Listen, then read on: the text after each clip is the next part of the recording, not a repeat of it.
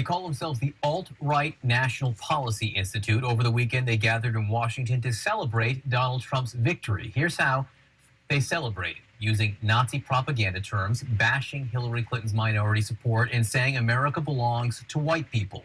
Also this. Hail Trump! Hail our people! Hail victory!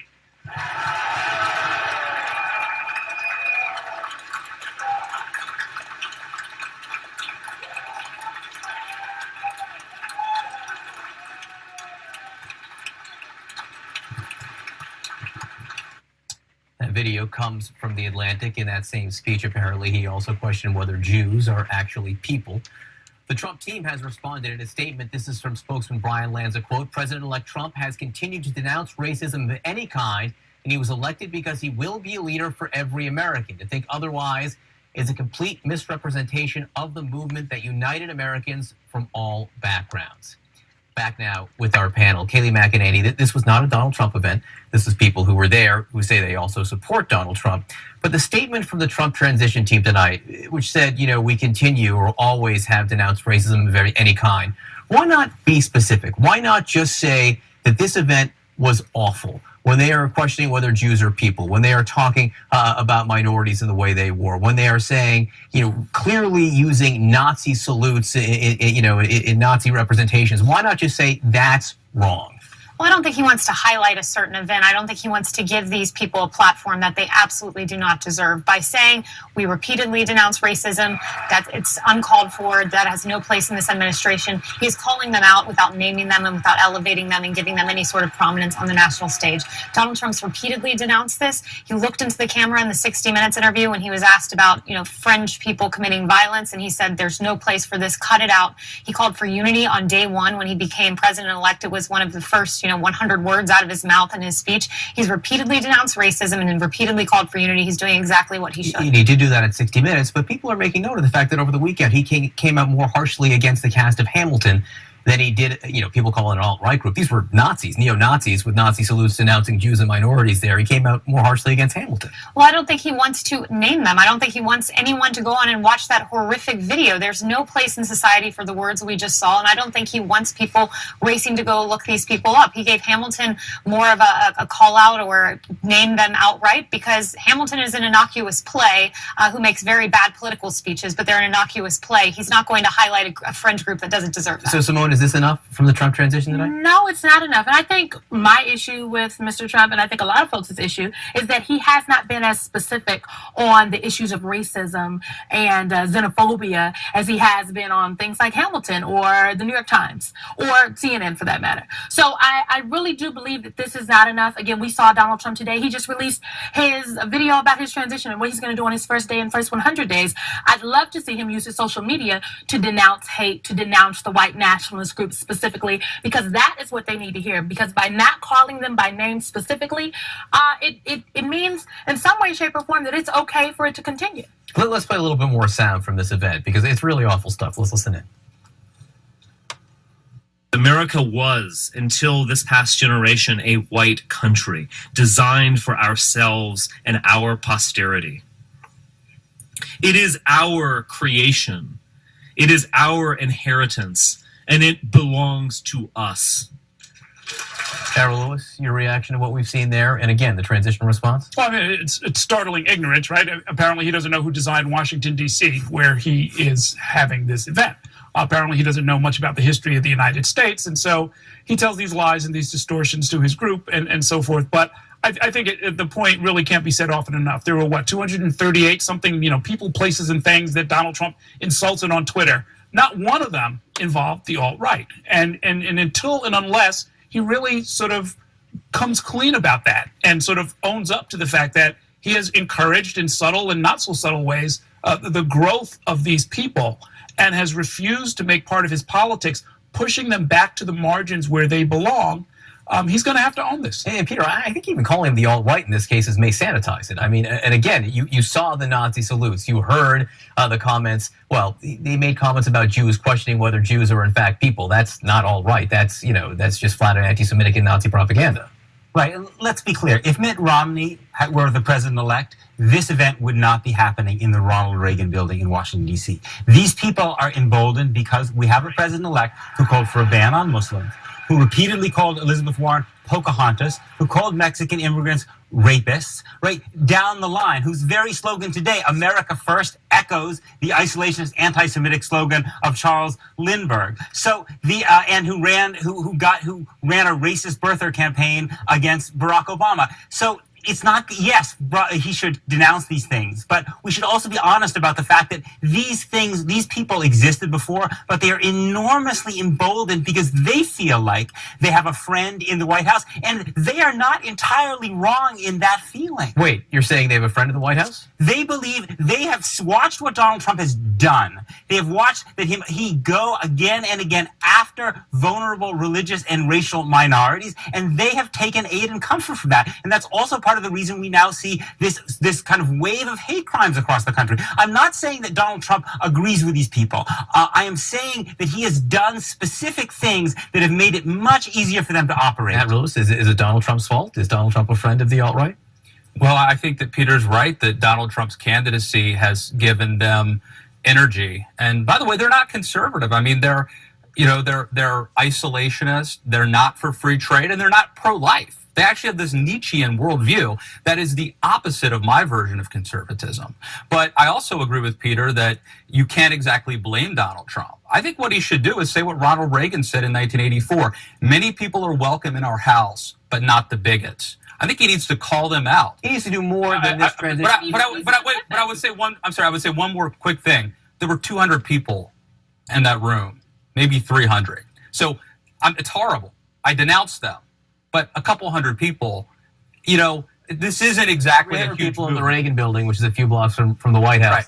Right. To some people, that might seem And like the a lot. KKK was seen celebrating on the bridge in North Carolina the day after Election Day. Carlos? So I think we're just sanitizing it. Like, it's all fine to say that Donald Trump is the president-elect, but let's not sanitize what he did. As Peter said very clearly, he used dog whistles, he used clear provocations and call to that. I think until Donald Trump, president-elect or president, clearly and unequivocally says this is wrong, I think we're just playing with fire. And you can say what you want. In my mind, this is not a partisan point. No, it's not. It's He has playing no- with fire.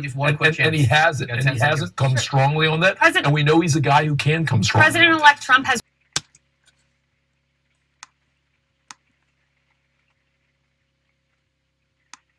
of Minnesota, phenomenal ethnic food, and the export of American fighters to the terrorist groups ISIS and al-Shabaab. In fact, it's reported that dozens of young Muslims from this community have gone to fight for these organizations. So we hit the street to find out what is going on. Is it easy to be Muslim in America? Or is it hard? It's easy. It's easy to be Muslim here. Nobody gives you problems. No, it's not. And you go to school here, obviously? Yeah. And the kids, are they good to you? Are they nice to you? Is it tough? Oh, yeah. It's not tough. It's not tough at all. No. This is a free country. That's the beauty of it. So we love America. I mean, it's a great country. Freedom of speech, freedom of choice of your religion. Right. So we don't have any issues. Do you feel more comfortable living under American law, or do you feel more comfortable living under Sharia law? Sharia law. I'm a Muslim. I prefer Sharia law. Sharia law, yes. You prefer Sharia law over American law? Of course, yeah. Of course, right. And do you find most of your friends feel the same way? Yeah, of course. If you're Muslim, yeah. Sharia law says if you steal something, they cut off your hand. So basically, they can leave their stores doors open. Nobody's gonna steal anything because the Sharia is so tight. Usually, they don't do anything. The smallest things usually have big consequences. But he can make his daughter marry somebody. Yeah, he can. Yeah, he can. He has the authority, Authority. Yeah, to do that. Yeah. So here, how young do you think it's okay? Yeah, 15. How do you feel when this whole controversy with the Prophet Muhammad and people depicting the Prophet in cartoons? How does the whole thing make you feel? That really pisses me off, you know what I mean? Because they know it's a button to push. That makes me angry. And it's just that everyone gets like the big freedom, and then they don't see that the freedom that they're getting is causing a problem. It's causing a hatred for other people. Would it be better if we made it illegal in America to make fun of the Prophet Muhammad? Definitely, yeah. Do you think we should make a law that makes it illegal to? That would be better. Yeah, that would be better to stop, aggression. I was so upset and I was so mad. They insulted our religion, they insulted our prophet, and we couldn't take it. And they shouldn't be allowed to do that. Oh my God, big time, yes. Do you understand the motivation behind the people then who strike out violently against people who depict the Prophet Muhammad? Yeah, I understand totally what you're coming from. Yeah. You understand why they feel motivated to do that? Yes, because when you every day face frustration and every day you have you're mad or somebody say that or you feel hate yourself. You can do anything you want. If you commit suicide, you don't care because your heart is telling you I don't want to live no more because you couldn't take that much hate or you kill someone. In a way they kind of deserve it. Yeah, no, every action has a consequence. Is it right to kill somebody who insults Muhammad? Yeah, because she's just, she had the religion, I understand. But she shouldn't pick up the prophet, So you understand why people would want to attack her? Yeah. You have a choice. Would you rather live here or would you rather live in a Muslim country? I'd rather live in a Muslim country with my people. Would you prefer to live in America or prefer to live in Somalia? For me, I think it's Somalia. You prefer to live in Saudi Arabia? Yeah. Would you rather live in America or live in Somalia? I would rather live in Somalia. I'm not Americanized. I just speak fluent and I'm articulate and I can articulate what I'm trying to say. That's about it. But other than that, as far as my culture and my preferences and everything, it's still Somali. Even though here you have all the freedom and stuff like that. And even though I have all the freedom, I think life might be better in Somalia than here. Because you have the freedom of practicing your religion while working and doing your other things. Have a look. Let's go! Let's go! Let's go! Let's go! Let's go!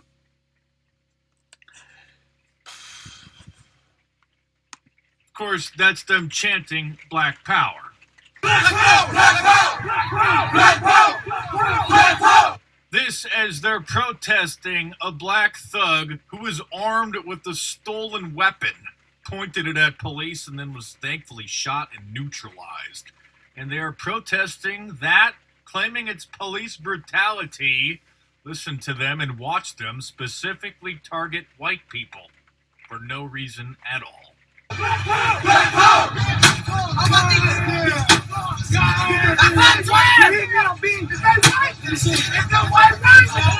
Is that a white person, they say, as someone's driving by? They white, get their ass! They white, get their ass, the nigga says.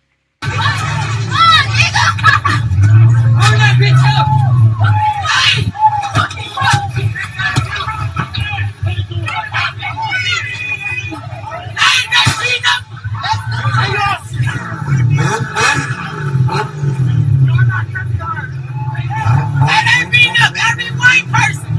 They jumping every white person! Better no white person come down Sherman! Better no white person come down Sherman. Have to translate this ghetto speak for you from these crack babies of fetal alcohol syndrome sufferers. He white! Be this shit! Bitch! That's what it's